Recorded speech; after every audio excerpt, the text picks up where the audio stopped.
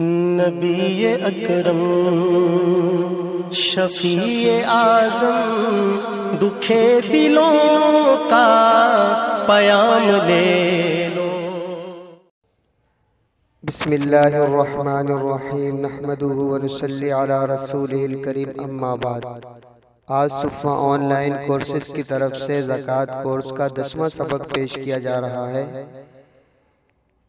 इस सबक को पेश करने से पहले तमाम सामीन से गुजारिश है कि जिन्होंने अब तक हमारे चैनल सुफ़ा पीके को सब्सक्राइब नहीं किया वो सब्सक्राइब कर लें और साथ ही बेल के बटन को दबाएं ताकि जब भी कोई नया सबक अपलोड किया जाए आप तक उसकी इत्तला पहुंच सके। अब आते हैं सबक की तरफ। तो इस सबक के अंदर चंद अहम मसाइल को जिक्र किया जाएगा। मसलन बैंक का ज़कात काटना कैसा है, इसी तरह फिक्स डिपॉजिट पर ज़कात का क्या हुक्म है, इसी तरह बैंक में जमा शुदा रकूम पर ज़कात का क्या हुक्म है, इसी तरह किराए की अशिया पर ज़कात का क्या हुक्म है, इसी तरह कीमती पत्थर और नगीनों पर ज़कात होती है या नहीं, इसी तरह जिन कर्ज़ों की वसूली की उम्मीद नहीं उन पर ज़कात है या नहीं, और आखिरी बात ये होगी कि शेयर्स पर ज़कात का क्या हुक्म है। हम आते हैं पहली बात की तरफ के बैंक का ज़कात काटना कैसा है। तो याद रखें कि बैंक और मालियाती इदारे ज़कात की मद में जो रकम काटते हैं इससे ज़कात अदा होती है या नहीं, इसमें अहले इल्म का इख्तिलाफ है। ये तो हुई इस मसले में एक बात। दूसरी बात है कि हुकूमत इनको सही मसारिफ में खर्च करती है या नहीं, इस पर एतमाद नहीं, इसलिए एहतियात इसमें है कि इनमें रखी गई रकम की ज़कात खुद अदा की जाए। दूसरी बात की तरफ आते हैं कि फिक्स डिपॉजिट पर ज़कात का हुक्म क्या है। तो ये बात समझ लें कि सूदी बैंक में रकम जमा कराने का एक तरीका फिक्स डिपॉजिट है। इसकी सूरत ये है कि रकम को बैंक में एक मखसूस मुद्दत मसलन 3, 5 या 7 साल के लिए इस शर्त पर रखते हैं कि मुद्दत मुकर्ररा से पहले ये रकम नाकाबिले वापसी होती है। इस मुद्दत की तकमील पर यह रकम एक मुकर्ररा शरह सूद के साथ वापस मिल जाती है। इस पर जो सूद मिलता है वो तो नाजायज़ और हराम होने की वजह से बिला नियत सवाब यानी सवाब की नियत के बगैर सदका करना ज़रूरी है। रहा असल हुआ रकम का हुक्म, तो असल रकम जो जमा शुदा है उसका हुक्म यह है कि उस पर ज़कात वाजिब है, लेकिन इसकी अदायगी वसूली के साथ ही वाजिब होगी।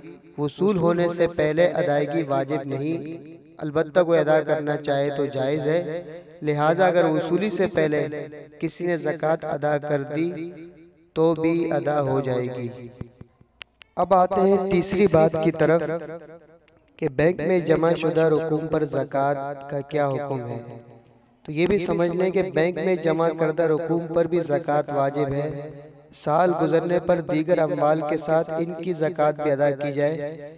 फिक्स डिपॉजिट के अलावा दीगर अकाउंट्स जिनमें हर वक्त रकम निकलवाने के इख्तियार होता है, इनमें वसूली का इंतज़ार ना करें।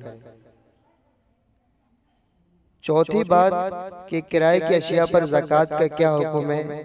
तो याद रखें कि जिन चीज़ों को किराए पर देकर नफ़ा हासिल किया जाता है, मसलन दुकान, मकान, गाड़ी, रक्षा, ज़मीन वगैरह, इनका हुक्म यह कि खुद इन अशिया पर ज़कात नहीं बल्कि इससे मिलने वाली आमदनी पर ज़कात वाजिब है।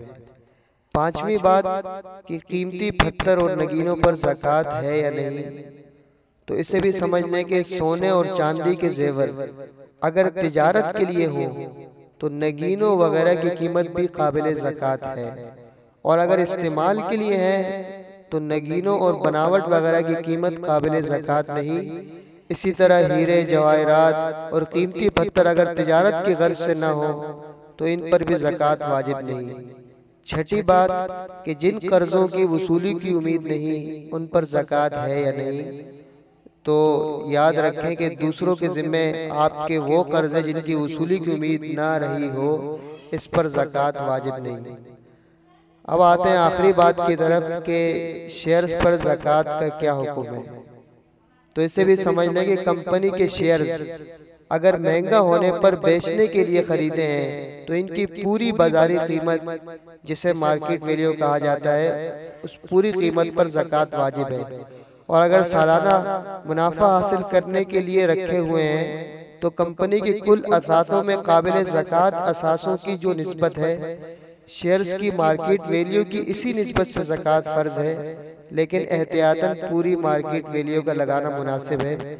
ये शेयर्स की तफसील जो ली गई है ये फ़िकी मकालात जिल्द 3 सफ़ा 152 और 53 से ली गई है। अल्लाह पाक हमें दीन की सही समझ अता फरमाए और दीन को सीख कर उस पर अमल पैरा रहने वाला बनाए। व आखिरु दावाना अल्हम्दुलिल्लाहि रब्बिल आलमीन।